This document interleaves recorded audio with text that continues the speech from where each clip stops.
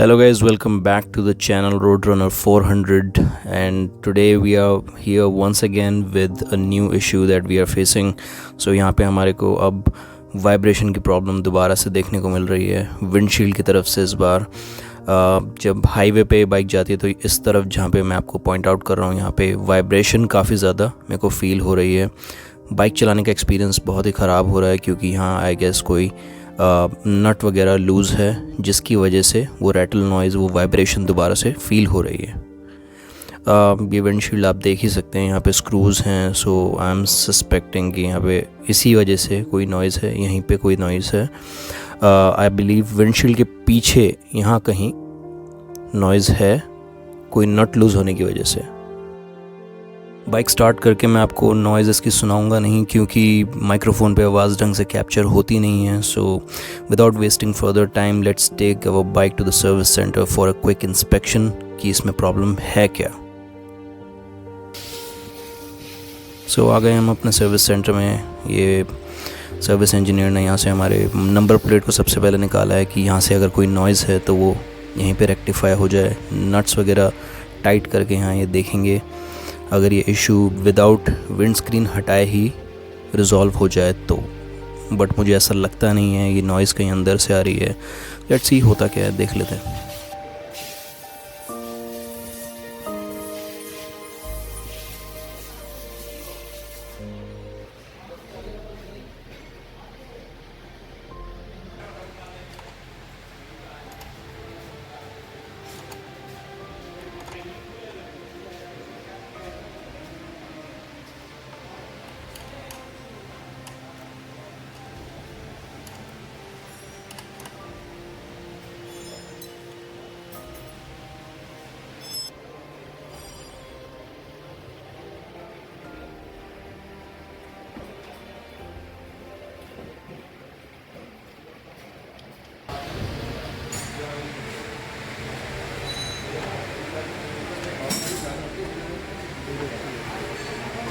हाँ विंडशील्ड ढीली हो जाती है।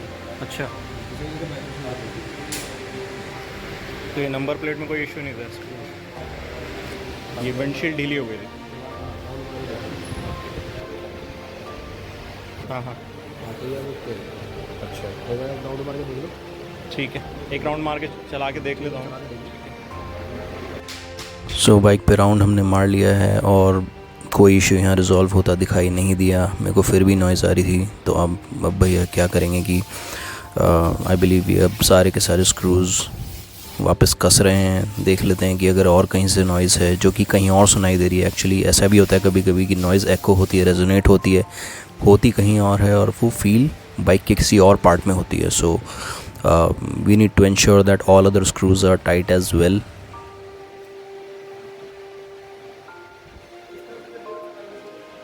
किस तरफ से करिए वाइब्रेशन? सो गाइज़ इनका ये कहना है कि ये जो गैप यहाँ पे आप देख सकते हैं, ये जो गैप है ये एक मिनिमम डिस्टेंस मेंटेन करने की हमें ज़रूरत होती है। और जब ये इंस्ट्रूमेंट कंसोल वाले जो कवर से है वो टकराता है तो वहाँ पे साउंड प्रोड्यूस होती है। सो ये पैकिंग लगाने की बात कर रहे थे बट वो आइडिया मुझे कुछ खास अच्छा नहीं लगा। सो हम इसको पूरा का पूरा खोलेंगे, इसके सारे स्क्रूज़ निकाल के पीछे जो ब्लैक कलर का जो कवर है कंसोल के ऊपर उसको भी हटा के हम एक बार चेक करेंगे कि कहीं कोई स्क्रू ढीला तो नहीं है।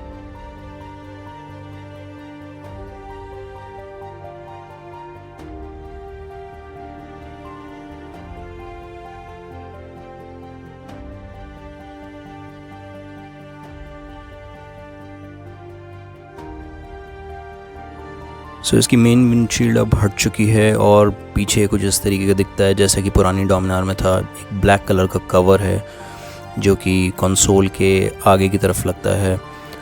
हमें इसके भी स्क्रूज़ निकाल के, 4 स्क्रूज़ इसमें होते हैं ऑन ईच डायरेक्शन, हमें वो निकाल के इसको हटा के पीछे देखना होगा कि एग्जैक्टली प्रॉब्लम कहाँ है।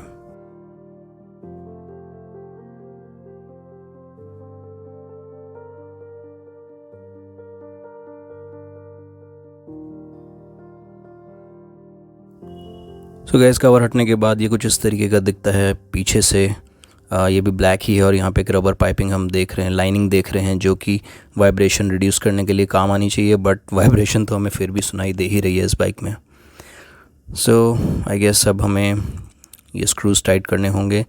आइडेंटिफाई प्रॉब्लम यहाँ पे ये हुई है कि ये जो आप स्क्रूज़ देख सकते हैं, जैसे कि भैया जिनको टाइट कर रहे हैं, ये स्क्रूज़ लूज़ होने की वजह से ये सिल्वर वाला पीस जो है, जो ये एक लाइनिंग है, जो एक इस तरीके का जो एक बेजल है इंस्ट्रूमेंट के क्लस्टर के ऊपर, ये पीछे की तरफ शिफ्ट हो गया था और जो मिलीमीटर्स का जो डिस्टेंस है वो रिड्यूस होने की वजह से वो इंस्ट्रूमेंट कंसोल से टकरा रहा था और वाइब्रेशन प्रोड्यूस कर रहा था। सो ये चीज़ आपको हमेशा इंश्योर करनी पड़ेगी अगर आपको वाइब्रेशंस रिड्यूस करनी है। तो अब बेसिकली भैया क्या करेंगे कि ये इस पैनल को, इस ब्लैक वाले पैनल को वापस लगा रहे हैं जगह पे, और इसी के ऊपर हमारी विंडशील्ड दोबारा से लगेगी। All I have to do is just hold this in position while he screws the nuts back.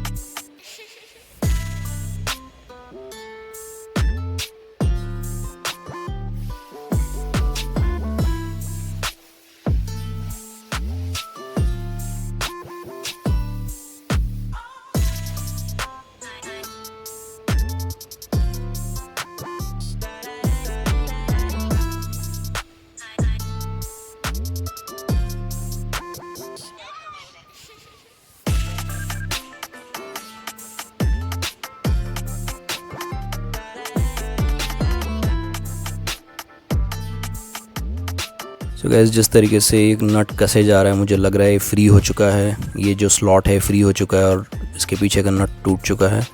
तो गैस जैसा कि मैं कह रहा था, ये देखिए जो रबराइज्ड स्क्रूज़ जो होते हैं हमारे, जो सॉकेट होता है जिसके अंदर की नट लगता है, ये टूट चुका है और अब ये यहाँ लगने लायक है नहीं। सो ये बेसिकली क्या है कि रबराइज्ड स्क्रूज़ हैं जिसके ऊपर की विंडशील्ड आपकी माउंट की जाती है यहाँ पे, और ये जो है टूट चुका है। आप देख ही सकते हैं, this is not in a usable condition. So ये मुझे परचेज़ करना पड़ेगा, 33 रुपीज़ का ये है।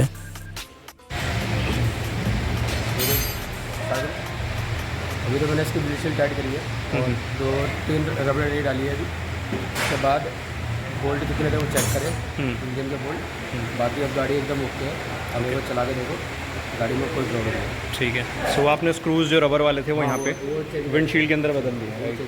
ओके, ठीक है भैया, थैंक यू वेरी मच, बहुत अच्छी सर्विस आपने की है। So guys we are back from the service centre. Windshield के पीछे के रबर स्क्रूज़ हमने चेंज करा दिए हैं। Now it's time to hear the sound of this bike.